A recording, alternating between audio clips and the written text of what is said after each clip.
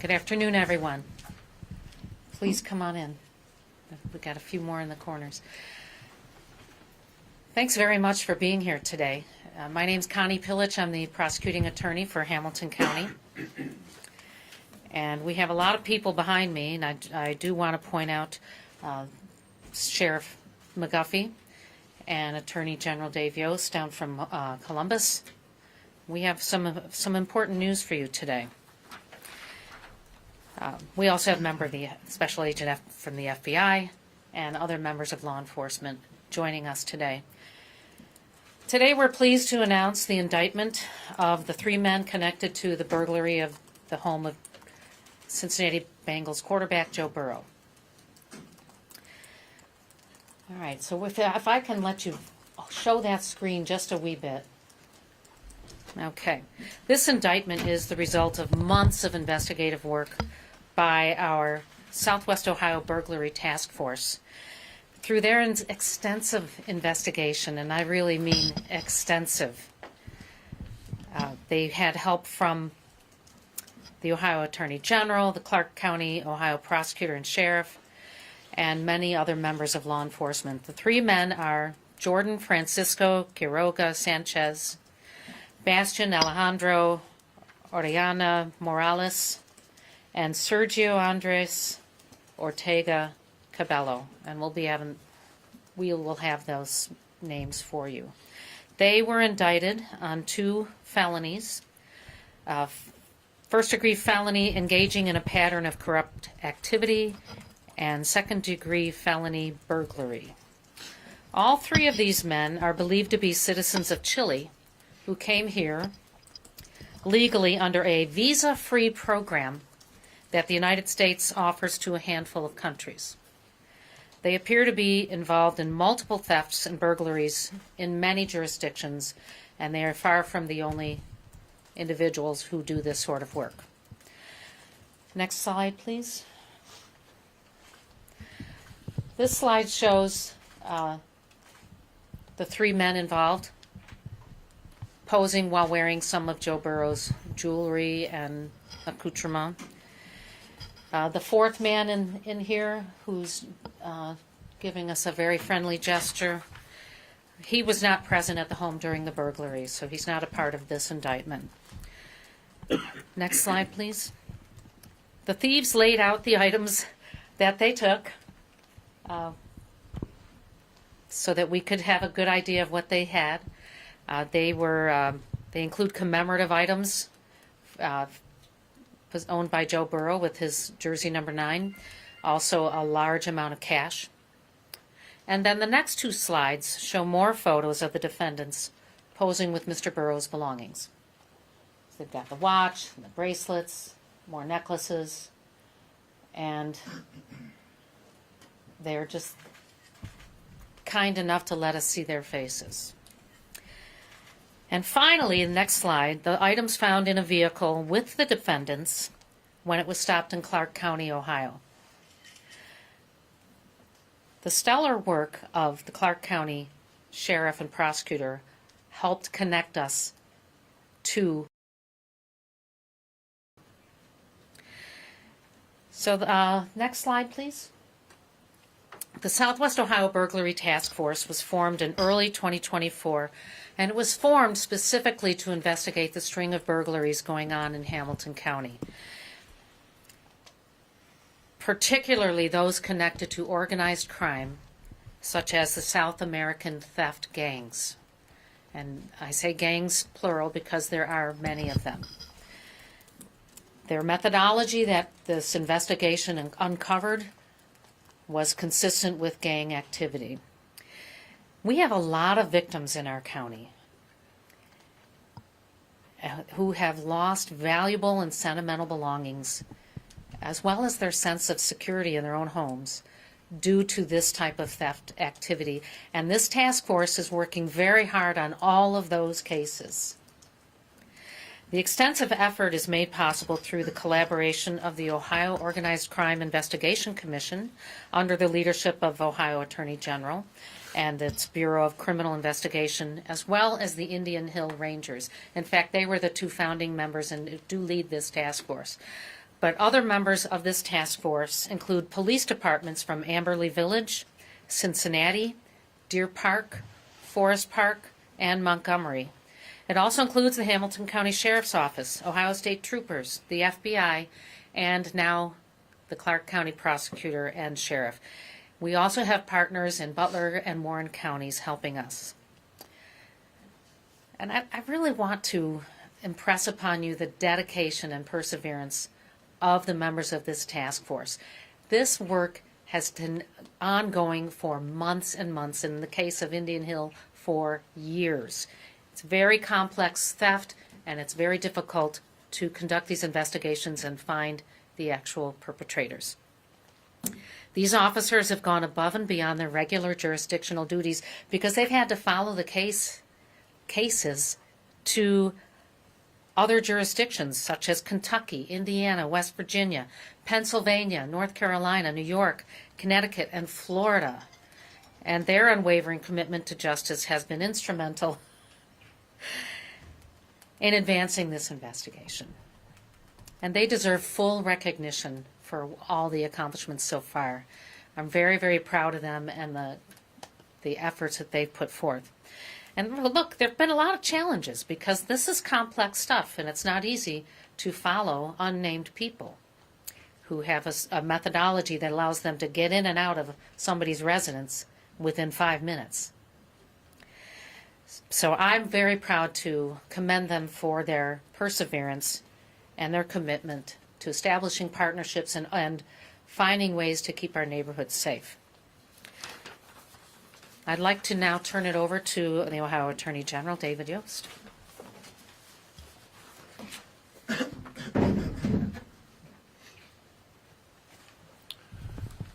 Thank you. And Prosecutor Pillich, I'm pleased to see one of your early acts in office was to bring these indictments, and this is a major development in this ongoing investigation. Very excited to see these three brought to justice to answer for their crimes.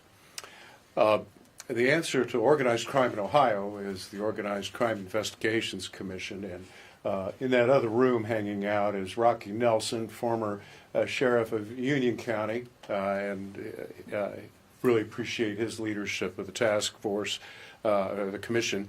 And you may not have heard of OCIC before. It was formed in 1986, and we don't issue press releases. We don't even acknowledge prior to an indictment that a task force exists. But it operates by creating multi-jurisdictional task forces designed to go after organized crime in these precisely kind of complex cases. And it's made up of state and local, and in this case, federal partners that work together and collaborate. White-collar crime, human trafficking, drug trafficking are some of the specific criminal issues that we target, and these are difficult crimes to prosecute, to investigate. One of the reasons is that they spread out across multiple jurisdictions, and so you only have a piece of the puzzle in any given jurisdiction. This case is a great example because the other side of large theft cases or burglary cases is finding what was stolen when it gets fenced. But the fencing frequently occurred out of state, not just out of the original jurisdiction. And so there were a great number of threads to tie, to pull on, to a great number of dots to connect. These folks on OCIC, on this task force, are the best at what they do. And what they do, as we're finding out here today, is they find the bad guys. I want to thank particularly our co-leaders from Indian Hill Police Department. The other folks in the task force have done an amazing job. And of course our partners at the FBI and Homeland Security Investigations have been invaluable as well. The investigation is ongoing. I expect more developments over time. You will hear about them when the relevant prosecutors are prepared to bring a case forward. But trust me that this will not be the last case that comes out of this investigation. Finally, I'd like to point out that none of these three should be in the country right now. They are past their appropriate stay with the visas. And this is one more instance why it's important that people come through the front door to America, that they come legally and through the system. Not everyone who comes in some other way is necessarily a criminal, but these are crimes that should not be happening in our communities and in our state. I want to commend my partners and the folks that have worked so hard on this for their victory today. There's obviously more process to go. As the Attorney General, I want to state for the record that all three of these men are presumed innocent until proven guilty by proof beyond a reasonable doubt in a court of law. Being familiar with the file, I'm convinced that when a jury hears this evidence, reaching that verdict will not be a problem. Thank you. And Sheriff? Thank you. As Sheriff of Hamilton County, it's important to note that when my office became aware of this organized crime group and the fact that they were operating inside Hamilton County and, creating theft and of many different people's homes, doing things like staking out neighborhoods and so on and so forth. So we created a local task force to address the fact that when we did apprehend these individuals, that we were able to keep them in incarceration. We made it known to judges who these men were, why they were in jail. There is a process that we have of high-profile prisoners that we use inside the jail to make sure they're classified appropriately and so forth.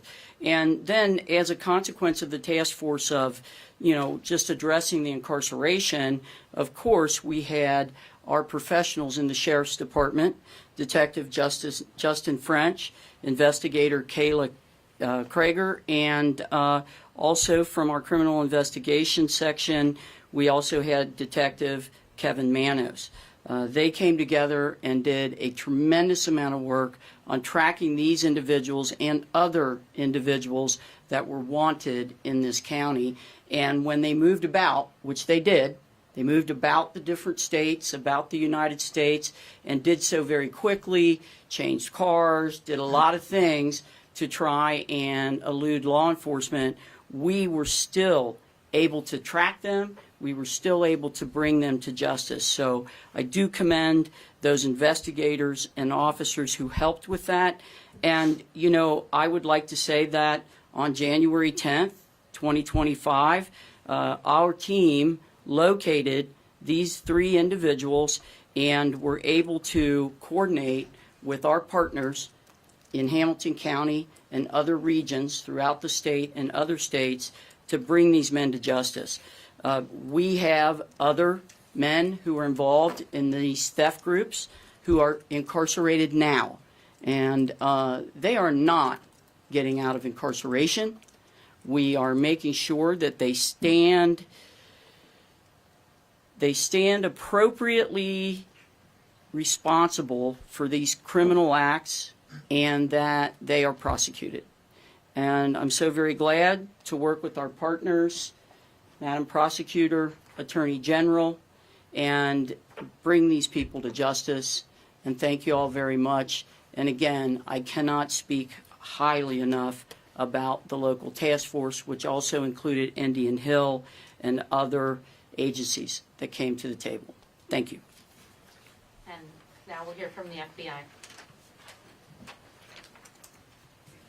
Good afternoon. The FBI is committed to working with our local, state, and federal partners to address the organized theft groups that have targeted Southern Ohio. The task force leveraged our individual expertise and resources that every agency here brought to the table to investigate these crimes. In addition to the local charges, the FBI and task force coordinated with the U.S. Attorney's Office here in the Southern District of Ohio to charge the defendants federally on interstate transportation of stolen property and falsification of records. The FBI is also working with law enforcement across the country to share the information to dismantle these theft ring groups. If a perpetrator is in our country illegally and committing serious crime, law enforcement is going to use every tool to identify, arrest, and prosecute them. This is an ongoing case, and we will continue to investigate this group, their associates, and any similar groups that are performing these acts in Southern Ohio. Thank you.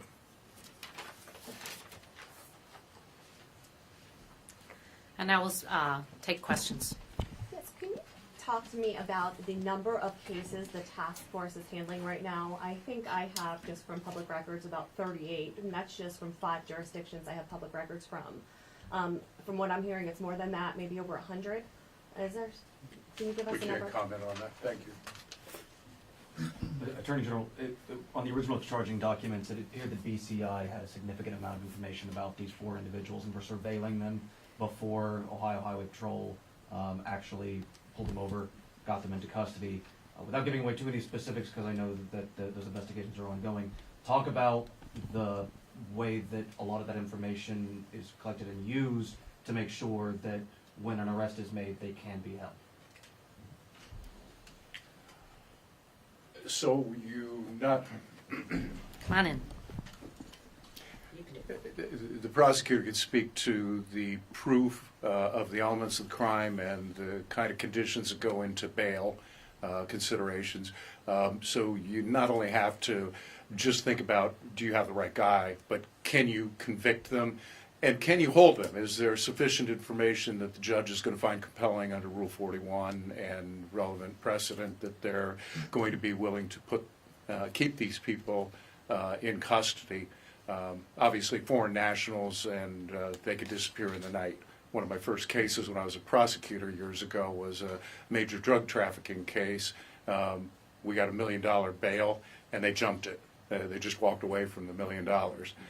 So those are all important considerations, and without getting into methods or tactics, you can be assured that we're being very thorough in these cases. Well, that's what, so he had a phone number for one of the individuals, called it, and recognized the bag. I mean, this was a very complex process before it even got to the point of arrest, right?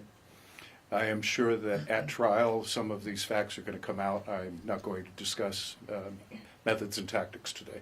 A few of you have discussed multiple victims within this county. These 3 that we're talking about specifically today, have they been linked to other cases within Hamilton County? Let the prosecutor answer that question.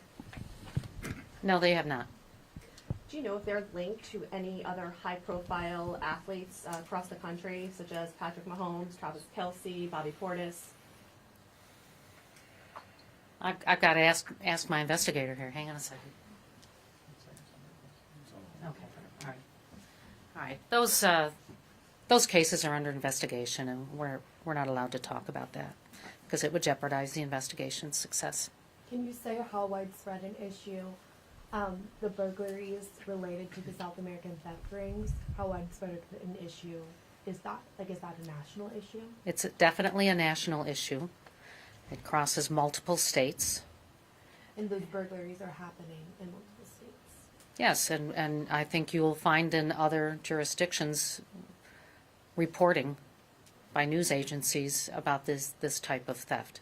Do you know if they targeted Joe Burrow's house because he was Joe Burrow, or just because it fit the house on a hillside? They come up through the back.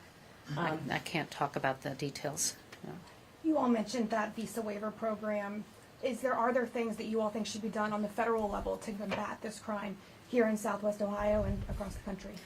Well, I can tell you one thing we're grateful for right now is there is an ICE detainer on these 3 men. So even if they post bail, they're not going anywhere. We do in this county want to prosecute them to the fullest extent of the law and make sure that people know that this is not an acceptable form of behavior in the United States. But as far as the other things you're asking about, we're just doing everything we can to make sure we put our case together fully and strongly. This might be a question for the FBI, but how coordinated is this? Are we talking about dozens of people, hundreds of people that are involved in this theft ring? Are they training them, sending them out, the sale of the merchandise? I mean, how deep does this get with how coordinated this is? I can't comment on that. Can you comment on, and not maybe this case specific or any specific case, but the amount, I guess, of surveillance that goes into this for them? Like, from what I understand from talking to retired FBI agents, they do surveillance on homes. Sometimes they look up the house on Zillow. They use drones. Sometimes they act as delivery drivers, maybe weeks, months before they commit the burglaries. Can someone speak to what goes into committing these crimes? I think what's in the public record is what you can rely on here, but we can't talk about the evidence we have. We just got the indictment. Right now it's considered attorney work product, and we will be working with our team to decide what evidence we will be presenting at trial. Right now we just can't talk about it. How soon before they face... I would just add to that, we're not about to conduct a how-to-do-it scenario here for the criminals in the audience that are watching. What about, though, I guess one of the complaints that I got from victims who are not professional athletes was like, hey, my home was burglarized too, and now you're reporting it because it's Joe Burrow. I'd like to respond directly to that. This task force has been working its tail off just in this task force for over a year, and they are investigating every single one of these crimes. Yes, Joe Burrow is a notable celebrity, and we thought the press would be interested in it. And judging by the number of people in this room, I think I was right about that. That's why we're doing this. But it does highlight that this is an ongoing problem, and I can promise you that this task force is taking every single offense very, very seriously, and we're doing everything we can to bring the perpetrators and those other burglaries to justice. Sheriff McGuffey, this is a question for you. You indicate that there was a special task force established to make sure that these people didn't get out of jail if they were apprehended. Why is that not more standard practice? And why is it just necessary in this case to put special attention to them not getting out of prison? Yes, because they are in this country, overstayed their visa. They are here committing crime, and we are focused on people who commit crime. And prior to this, one of the individuals was able to post a bond, and we do not want that. Absolutely not. You're a criminal. You committed a crime. You're continuing to commit crime. You're associated with an organized crime ring. You will be brought to justice in Hamilton County and in any other state you operate in. And that message has been made clear. And I will say this, that task force that we assembled has been assembled for many months. And we have been addressing those thefts that occurred in other areas of Hamilton County. And we were able to identify a number of things. And, I'll say this as well as, the questions regarding how we catch up and how we identify these people. Law enforcement is plugged in. In Hamilton County, we have the vision to create technology, to create systems, and we're doing that. And our message across the nation to criminals like this and organized crime is, we can find you, we will find you, and we will bring you to justice. To clarify there, the task force has been operating for months, was not established specific to the Burrow case. It was established specific to the criminal ring. Correct. It was established because the pattern that we saw and the fact that we needed to have a unified communication when these individuals, high-profile individuals, came into jail, who we know are actively trying to jump on, who are actively trying to get back to their criminal activity.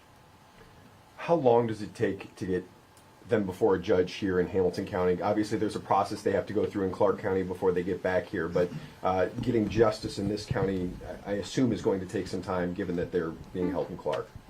It takes time. It always takes time. The wheels of justice sometimes seem to move very slowly.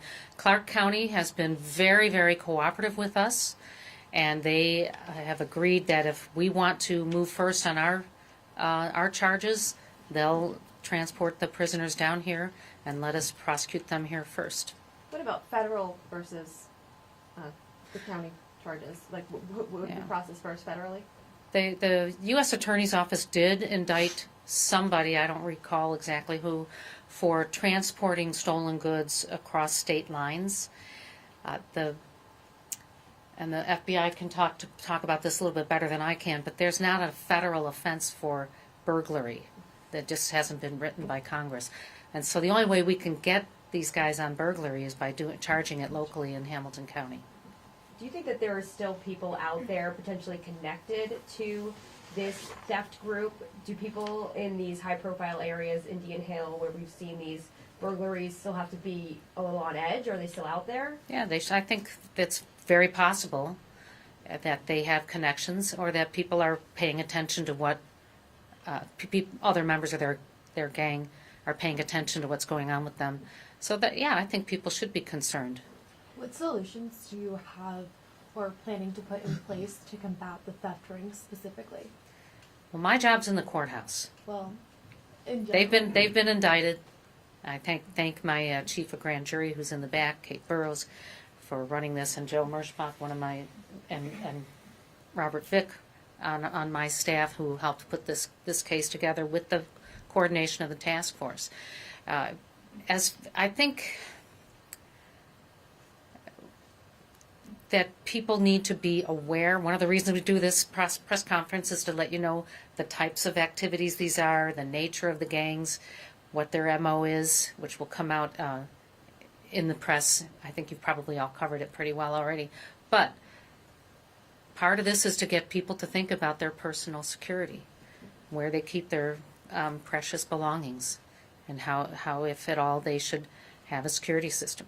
With that in mind, I don't believe this was outlined in the reports, but are they armed with anything more than a screwdriver when they're coming into these homes?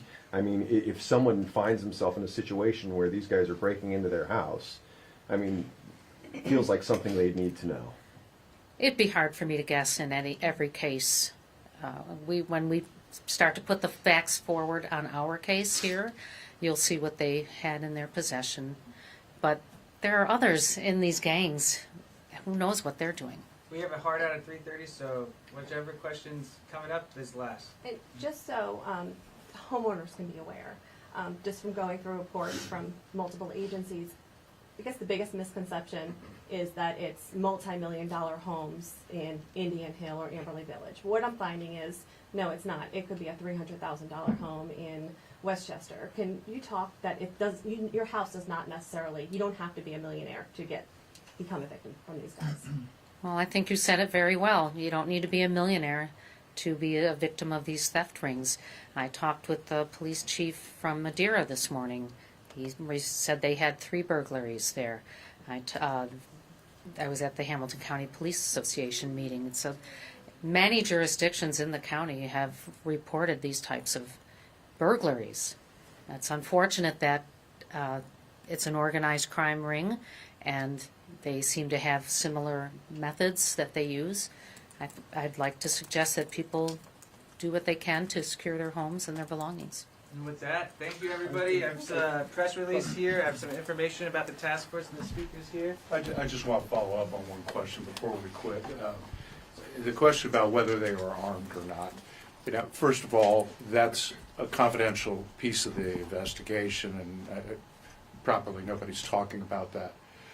But I want to point out that just because, let's assume for a moment that they never had anything more than a screwdriver. First of all, you die from a screwdriver. Secondly, that doesn't mean that that's not going to change. One of the things that is true is today, this investigation's out of the bag. And people know now, because you're all here and this indictment is public, that we're looking for them and that there's a significant number of resources that are going to bust up this gang from top to bottom. I don't know what they're going to do. So my recommendation to any Ohioan is that you assume that if you run into somebody breaking into your home, that they are armed. Don't provoke a confrontation unless you're prepared to deal with that. Ohio does have the castle doctrine, and you're permitted to use your deadly force to defend yourself within your home, and that's the law. But it doesn't do you any good if you're resting on your rights and you've misunderstood that somebody with a screwdriver actually has a Glock with them too. Be prepared, be cautious, and don't provoke a confrontation that you're not prepared to deal with. These are people who should be treated as dangerous people. Thank you. Thank you. Thank you, everyone.